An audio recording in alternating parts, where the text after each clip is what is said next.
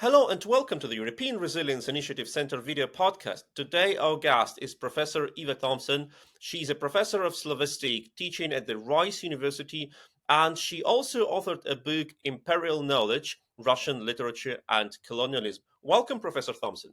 Thank you. Nice to be here. Thank you that you found time for this conversation. And your book on Russia's literature and colonialism has been translated into different languages, including Ukrainian, and that is already a sign of quality. When Ukrainians want to read a book about Russian colonialism written originally in English, that is a sign that this book is really good.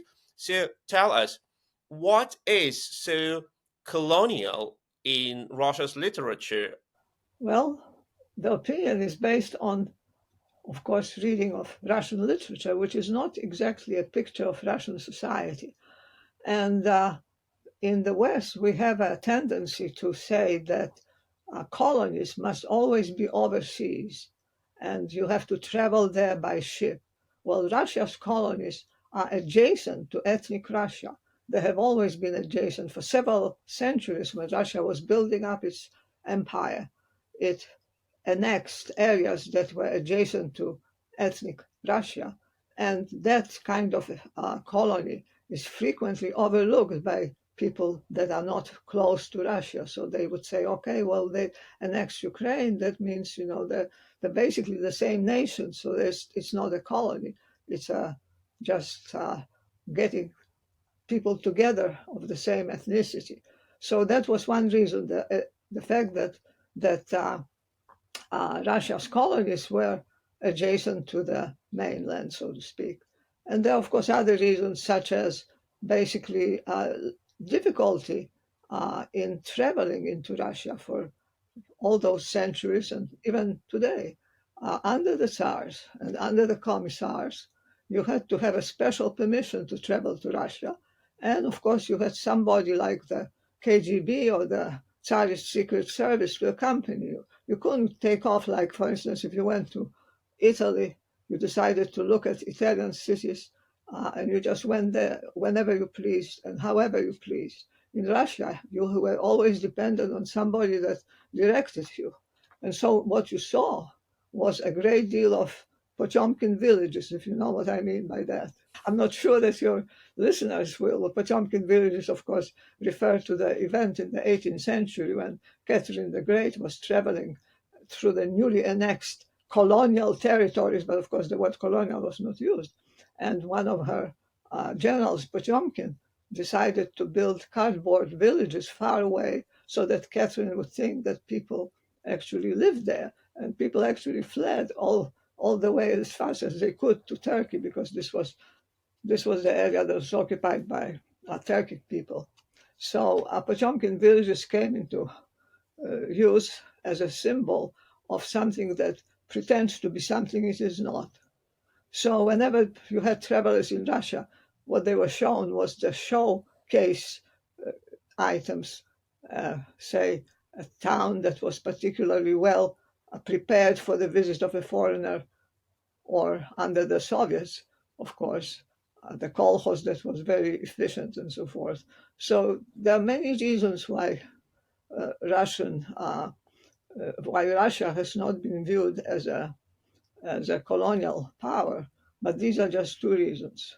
And when you speak about the Russian classic literature, like Alexander Pushkin, Russia's poet, or Leo Tolstoy, Russia's writer, or Fyodor Dostoevsky, they have been seen as the masterpieces of like Russian culture and Russian way of describing things.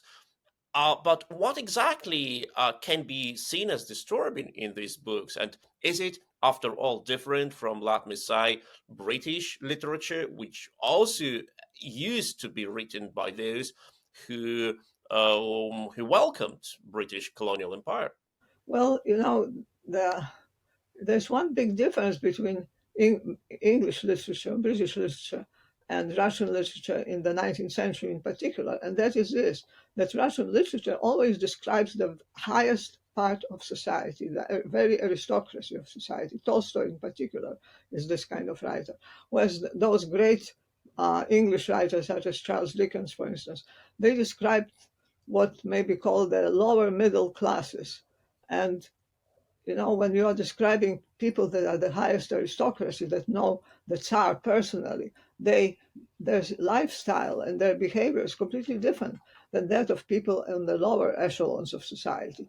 So you are really giving the foreign reader who, say, reads War and Peace or Anna Karenina a completely wrong image of Russian society and Russian life, because these people that are described in these two novels simply are so rare in Russia that they don't represent Russia in the common sense of the word. Whereas in Great Britain and also in other countries, and also in painting, for instance, you have the middle classes presented, and usually the lower middle classes. I'm thinking of Dutch paintings presenting servants, for instance, doing the wash, doing the preparation of food. So those Western writers are more trustworthy in conveying the real everyday society than Russian writers. But of course, people in the West have no idea about that, or at least they don't think about it.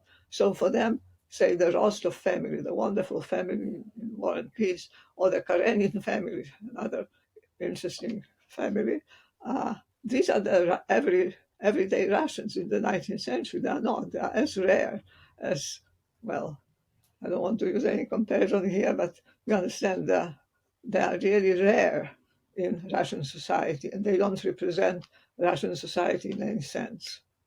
And as far as I understand, when one reads your book, or when one reads Russian literature in original, like I, as a person who was born in the Soviet Union and Russian language was my primary language, I used to read them at school. And when you read them like as a kid, you don't realize how sometimes genocidal they are, as in Pushkin's fairy tales he wrote and which are being seen in nowadays Russia as children's stories. There is, for example, a verse about the mighty warriors who just ride for fun through the field to kill the Circassians. And to kill the Circassians, the hugest genocide of the Circassian people. But in that fairy tale, it's being written as something funny, as something like a sport, what you do before your breakfast. Is this all visible for the Western audience when they dive into Russian literature? Absolutely not. And this is a very curious situation, which tells you how easy it is to fool people. Uh, Pushkin is a great writer, a great poet, really. The Journey from Mars Room, that I assume you're referring to, is something that is not usually read by Westerners because it's not that great a story. But when it is read, it is looked upon as some kind of fairy tale rather than the situation where real people are killing, trying to eliminate another tribe, another nation. So it is an interesting phenomenon because neither Russians nor those who read Russian literature abroad look at those stories. And I'm not just thinking of Pushkin in the Caucasus, also Lermontov in the Caucasus, an incredibly strong example of what I'm talking about. These are the people that, the writers, Pushkin and Lermontov, that describe the genocide of the Circassians as if it were, well, just a hunting trip.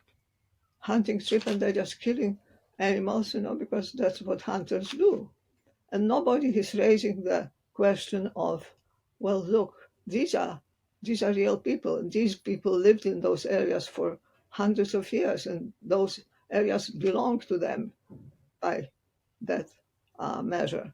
So what I'm saying is that you basically it's easy to fool both Russians and foreigners, because I don't recall that anybody ever raised the issue of, look at those works. They describe a genocide. Nobody has raised that issue until, I think, Tolstoy in his last great short story, Haji Murad, is a very powerful story, and it really tells us what was going on in the Caucasus. And that's why I admire Tolstoy, because he was the only one in Russian literature, Russian culture really, that said it very succinctly and very beautifully. This was a genocide. And that, as he said, the Caucasus people didn't hate the Russians, they were beyond hate. They were so terribly destroyed that they couldn't even hate. It's a beautiful story, should be read by everyone that is interested in Russian history.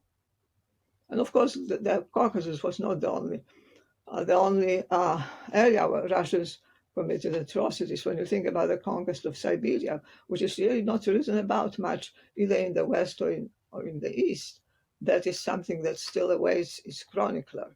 What was happening there, we know a little bit of it, but we do not really know the details, and something that I think we should know. But again, the West just looks at War and Peace and looks at Anna Karenina and says, well, these are our masterpieces. Well, they are actually. But you can be a great writer and at the same time promote a very evil ideology that happens in Germany a lot. So Russia as well. Absolutely. And before we go deeper into these relationships between genocide and art, and how Russia is being perceived in the West, and particularly in Germany, don't forget to like, to share, to subscribe to this channel. If you subscribe, you will never miss interviews like this one. We are talking with Ewa Thompson, a professor of Slavistic, teaching at the Rice University, and she also has authored a book, Imperial Knowledge, Russian Literature and Colonialism. And Professor Thompson, you have already mentioned Leo Tolstoy's Haji Murad short story, which actually was published, if I'm not mistaken, please correct me if I'm wrong, after his death. He was afraid to publish it until he was alive. And this episode you mentioned is an episode when the Chechens returned to their village after the Russian soldiers pillaged it. And that scene has absolutely shocked me in the context of the Russia's war of invasion in Ukraine, because Tolstoy practically describes 200 years before the Russia's invasion of Ukraine what the Russian soldiers did under Vladimir Putin in Ukraine. He describes the destruction of the Chechen village for the sake of destruction. He describes how the Russian soldiers defecated in the mosque to make the sacred place dirty. He described how the Russian soldiers destroyed the beehives just to make the life of the peasants unbearable, how the Russians put feces into the drinking water wells, and how they deliberately did everything not only to destroy the village but to make it dirty, to make it unlivable to the very ground. And Tolstoy describes that the Chechens could not understand from where this all hate and wish to destroy the life of other people comes from. Well, this is something that has been discreetly removed from view when it comes to Russian history. The Russian indebtedness to the Mongols, because the state of Moscovy, as it was created depending how you look at it, in the 14th century, say, the state of Moscovy has taken from the Mongols a great deal of, you might say, rules about how a state should be organized and how we should fight wars. And this is something Russians don't like us to remember, but Russia, Muscovy rather, was under Mongol rule for 2.5 centuries. Now that's enough to really internalize the Mongol desire for conquest and the Mongol desire for destruction. It was a very destructive kind of culture, if you can call it a culture, because they didn't really build anything. They didn't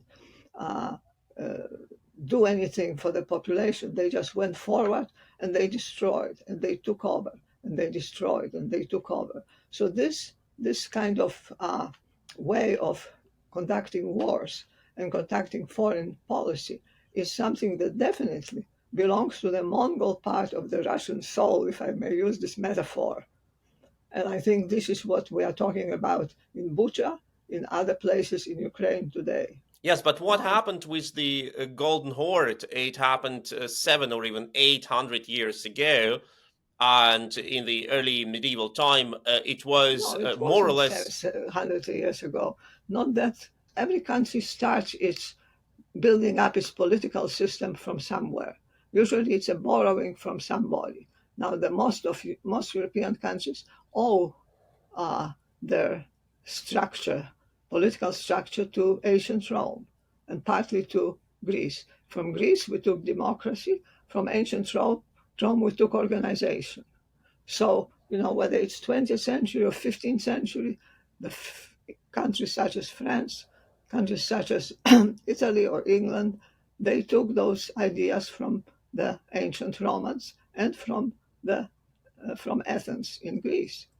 So, in the same sense, the Russians, whose princes, Muscovite princes, were dependent on the Mongols. They were basically paying them homage. They internalized these ways of fighting, and they continued to use them all the way to the 21st century. This is not, it doesn't matter that Golden Horde was there somewhere far away, 700-800 years ago. Fact is that Russia was under the Mongol yoke for 2.5 centuries. This is what matters, and that's when the organization of the Russian state became sort of solidified, and it remained this way all the way until today, whether it was the Russia of the Tsars or whether it was the Russia of the Commissars. And even today under Putin, we see a very strong return to this kind of pattern. We'll fight no matter what, we'll kill no matter what. And this is what the situation is today, in my opinion. This internalization of the violence has survived all these 700 years in the Russian statehood. And while other nations, like when we speak about, for example, other countries which suffered from the yoke as well, or Mongolia, which is a pretty good democracy now and doesn't have any plans to attack other countries in Russia, it has transformed into a sort of imperial ideology which drives the Russian state further, as if there were no 800 years of some progress. But what does it tell us today in the context of how the West analyzes Russo-Ukrainian conflict? Well, yeah, to some extent I can answer yes to your question, in the sense that many people in the West simply don't believe that the Russia of Dostoevsky, that the Russia of Tolstoy and the Russia of Pushkin is doing things that really are attributable to the Mongols. That's how literature works. That's how culture works. It's a curtain that covers up sometimes the political brutality of a nation. And that's not just Russia. I mean, this is true of many nations also in the West, which are not innocent of colonialism, as we know. So, yeah, that is certainly a one way in which Russia avoids being treated as if it were some kind of barbarous state.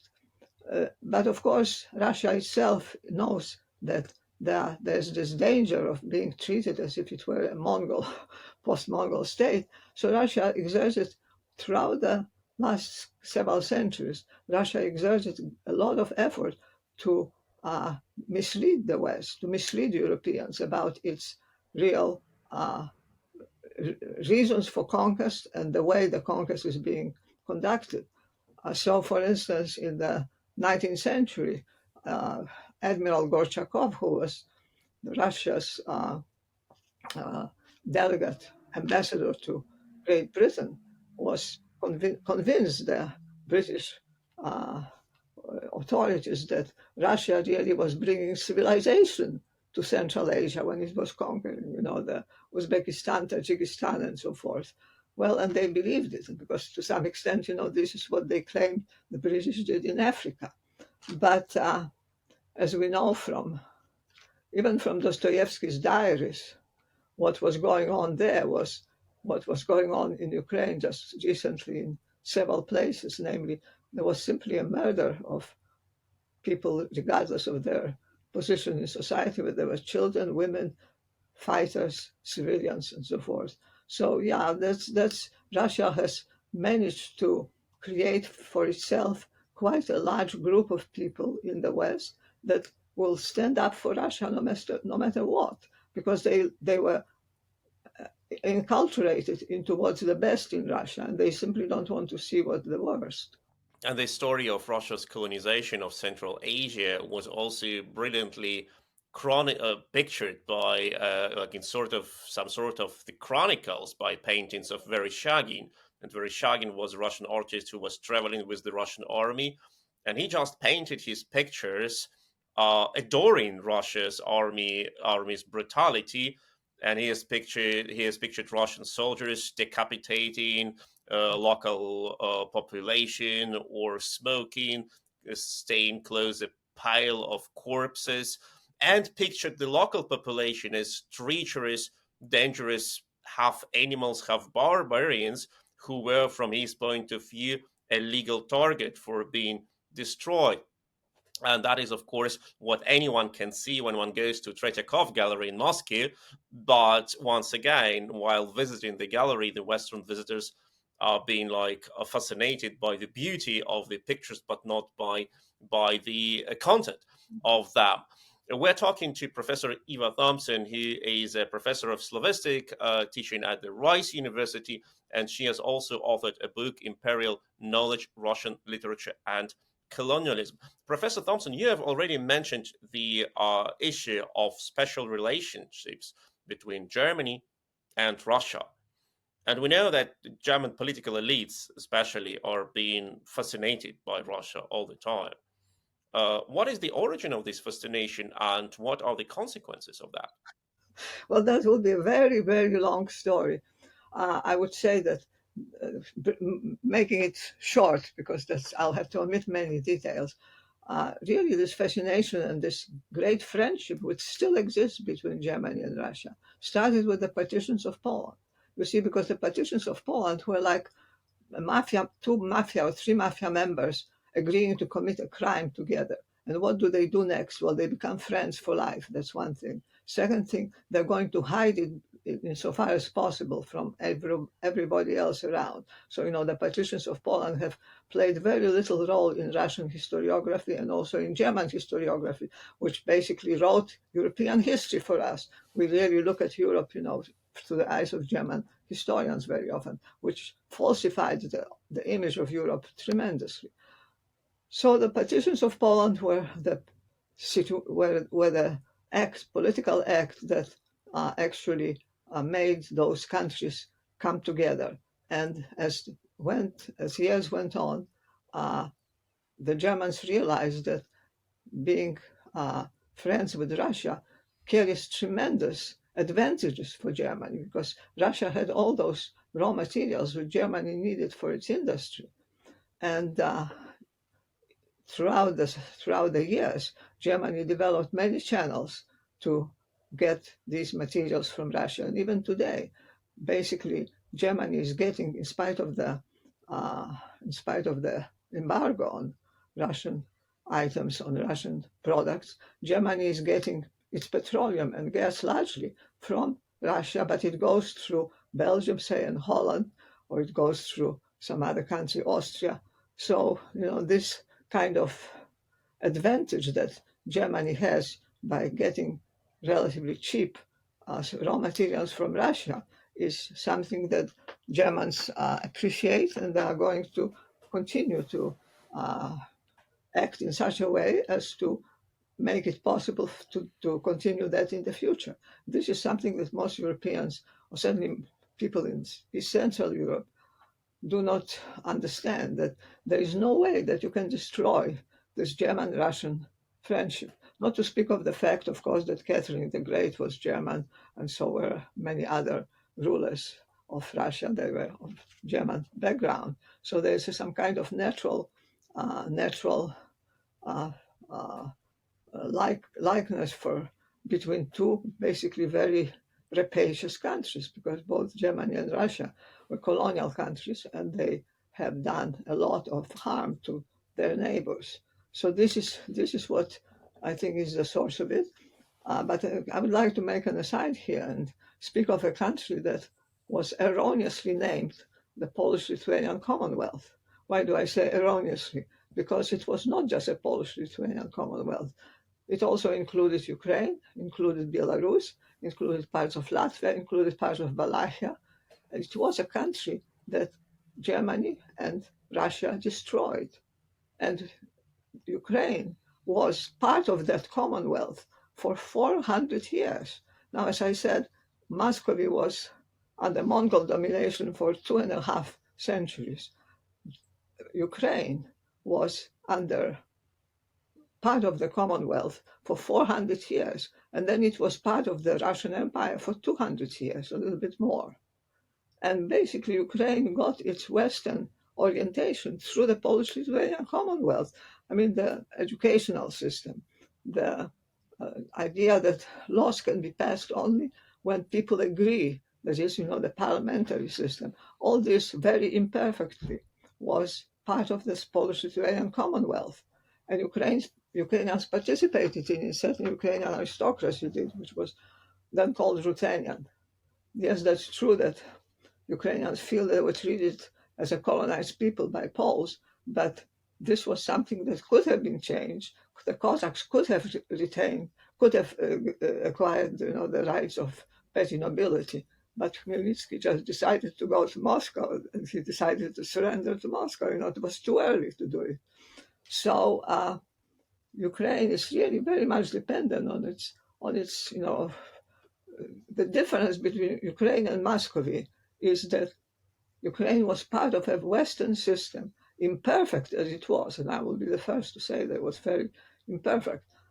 And Muscovy was part of the Mongolian world, which was a world that was bent on conquest. And this is also something that Germany shares with Russia. This idea, Drang nach Osten, the drive to the east, get the Lebensraum. Of course, today the Germans don't have enough population to do it, but it's still something that Germany shares with Russia, and it's a basis of a very profound friendship. And of course, for both Germany and Russia, for the German Nazis, for example, in 1940s, it was quite naturally to steal Polish children and to raise them in Germany to improve the number of German population. And it is exactly what the Russians do now with the Ukrainian kids, stealing them and re-educating them. Yeah. Absolutely. Yes, from the Zamość area, something like 100,000 of Polish children were taken. And what is so horrible about the whole story was that the Germans were measuring, their heads and making sure that only the Aryan types would go to Germany, and the rest, of course, were murdered. They were simply murdered, gassed or shot. I mean, there are plenty of photographs showing, like as a SS man holds the pistol to the head of a child who's crying, and we know what happened.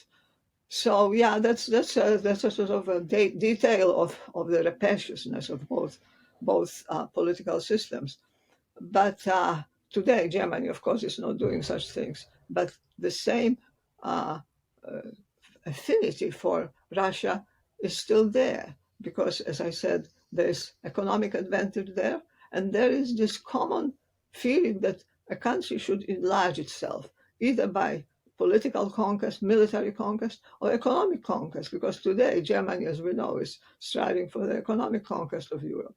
And this is something that again, those countries of East Central Europe, among which I count Ukraine, Belarus, Poland, Baltic republics, and so forth, the only way for them to survive as independent entities is to somehow get together. And this is something that they don't quite understand. Not all of them do. Yet, as Shevchenko said, I think it's in Kobzar, Poland fell, but while falling, it crushed Ukraine as well. So, and Zbigniew Brzezinski said, Russia cannot be an empire without Ukraine. So what I'm reading out of these such statements is that the only way for those countries to survive in the future is to somehow manage to forget about historical problems, which still exists, of course, Volyn and so forth for Poles, and make sure that they stick together and let do not let any of those countries be bought by, say, German money or Russian money or some other money, because we know that whoever pays the piper calls the tune, as the English proverb says, which means, whoever pays for something basically decides what is being done. So it is a very simple thing today. I just don't understand why not everybody seems to agree with that, namely that the only hope for Ukraine and for Poland too is to somehow stick together. Poland and Ukraine could really be the center of independence for all those other nations of non-Germanic Central Europe. And if they don't come to some kind of understanding, uh, they both will be colonized again, not militarily, but economically. And we know that neither kind of colonization is good.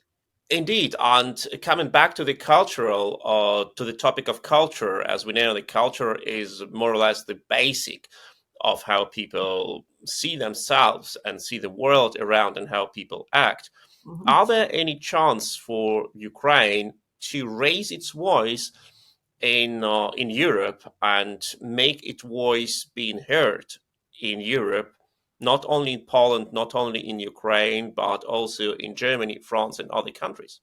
Well, you're doing a marvelous job. I don't just mean you personally. I mean, Ukrainians are doing a tremendous job to make sure that Ukrainian voices are heard. And it's true that, it takes more than just one generation of people who really dedicated to the Ukrainian cause to make Europe finally recognize Ukraine. But a lot has been done already. And you just have to keep doing what you're doing. And it will be eventually achieved, the goal of recognizing Ukraine as part of Europe and basically moving Moscovy to the peripheries of Europe. I cannot say when it will happen and how it will happen, but Ukraine has now become a player. And if it plays the game, if it continues to play, it will become part of European culture. Its writers will become part of European anthologies, it will be read in universities and schools. So just keep going, keep doing what you're doing, and I think the chances are excellent, especially if those countries of East Central Europe manage to live in peace with each other.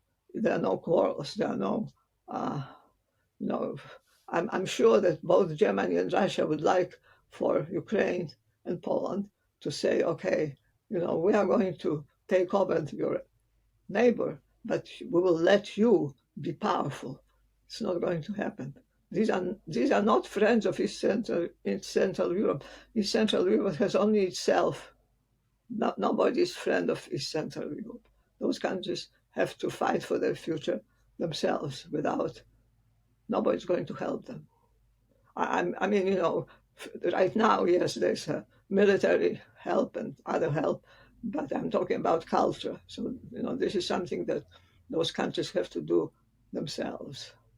Is it somehow not related, but somehow like the history which the Jews have experienced during the Holocaust, when actually most countries, if not all countries, decided not to help the Jews to escape from Germany, and the question of Holocaust has never been, or most, like in most cases, has not been raised during the World War II. It has turned into a really issue for the Western politicians after the World War II, when it was already too late to save the Jews from the death camps. Right. And we know that even the reports from occupied Poland about the German death camps, when they reached Winston Churchill and the US President Roosevelt, the reports have been just ignored because it was Yeah. not the Mhm. issue. Is it Yeah. something comparable to what Ukrainians experience now when they being killed daily by Russian missiles? Is not quite ignored, but is accepted as okay. It's a part of said reality. We can do nothing with that. Well, there's always a certain amount of similarity here. Yes, of course, the difference is that the Holocaust was oriented towards total and absolute elimination of the Jews, whereas the Muscovites will gladly take you and other Ukrainians into under their wing if you say, "Yeah, we are Russians. We really are Russians. We just speak a dialect." So there's a difference. That in that sense, you can always save your own skin by becoming Russian. But of course, there's always a tendency of countries that are doing well, that are live in peace, whose citizenry is having a relatively nice life, to forget that something horrible is going on elsewhere. But this is something Ukrainians have to suffer through, and I think that they will. I think they will survive. I think they are going to survive the onslaught, and Russia is not going to win.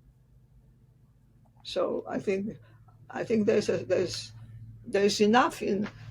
I know that the situation on the front is desperate, and I know there are not enough recruits, and I know all the other things. But if Russia now tried to take over Ukraine, of course the world will not act. That's true. They never do, but it will notice it, and it will arrange things in such a way that it won't be possible for Russia to continue occupying Ukraine. I think you should be an optimist, and you deserve being an optimist because you've done so much as Ukrainians, in all over the world, not just in Europe, but also in the United States. I mean, wherever I go, there's a demonstration of Ukrainians. There are Ukrainian flags. I know it means nothing in terms of real help, but it means something. So I think just keep going the way you're going.